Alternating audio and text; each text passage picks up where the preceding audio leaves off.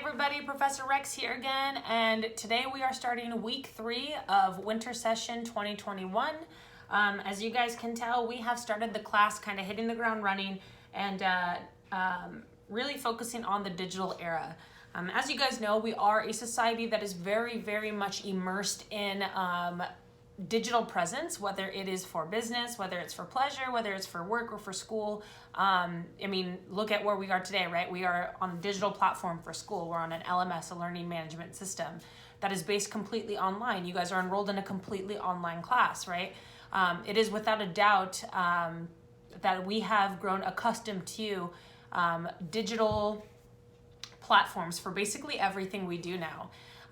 So now we are shifting our focus.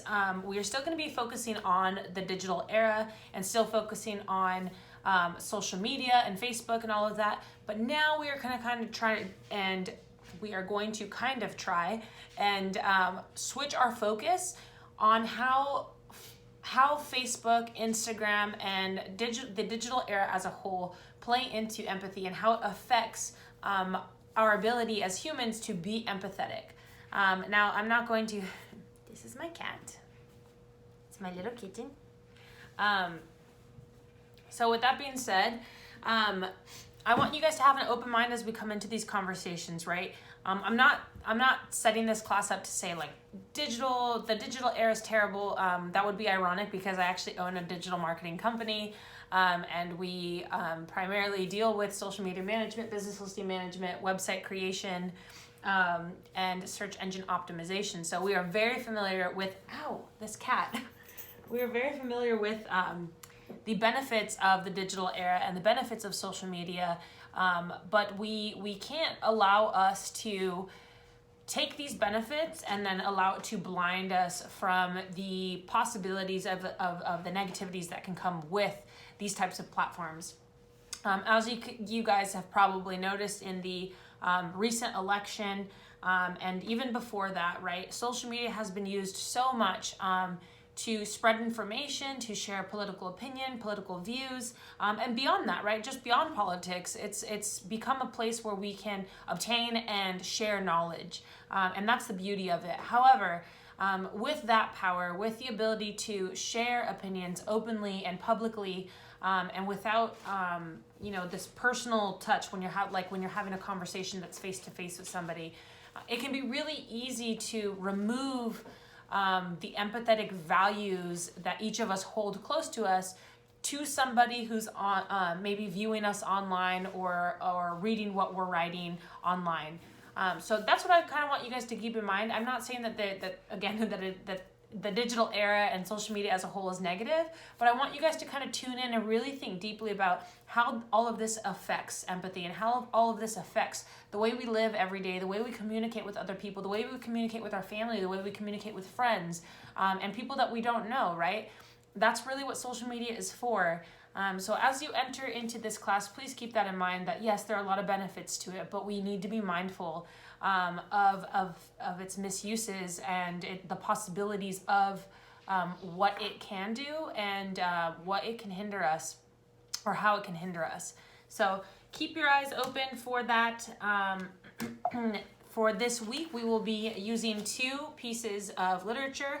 Both have been uploaded to your module. You'll see that the first one is the relationship between social media and empathy. Very direct, hits the nail on the head with the topic. I'm sorry if you guys can hear all the rustle. My cat is playing with everything that she's not supposed to right now.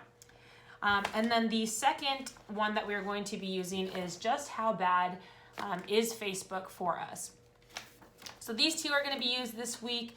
Again, you will have probably noticed already that there is a theme in the class, and this theme is going to be growing. And you guys are going to have some written assignments based on all of these articles. And you are allowed to use all of these articles as your research for the upcoming paper, which I will give you guys more details about. So please take your time, especially with this one. This is a pretty hefty piece here. I believe it is, I want to say it's like 30 something. Yeah, it's 40. Okay. It's 43 pages long. So give yourself some time to really get through this and really digest it. the reason I really wanted to make this video is not only to preface you for what is coming this week, but also to show you guys how I do active reading. Active reading, which you guys may or may not have learned in English 101, is the process of reading a piece of material, but doing so actively, obviously. And that includes highlighting and making notes, defining words, maybe making some notes on your opinions, some other questions that you might have. So you'll see as I write, and I'll show you guys a little bit of how I do this here. I like to highlight important points here. So on this page, which is the introduction, I highlighted the thesis statement because I wanted to keep that in my mind of like, these are the types of things that I'm going to be looking for throughout this paper. And also, this is kind of how I make notes here, right? So you guys notice I have different colors for different things. So I don't quite remember why I highlighted these in different colors. I have to read it.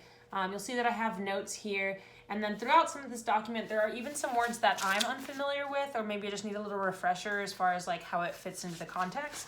And so usually I'll highlight that in its own color and then define the word and then reread that section with the definition in my mind so that I understand how it really is playing into this article and that I'm not misreading it or missing something really important because I didn't understand the definition as well as I needed to.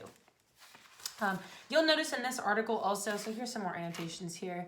You'll notice in this article also, there is a pretty lengthy study. It's based on a study, and some of it gets a little bit mathematical, which I'm not the greatest with because I'm an English professor.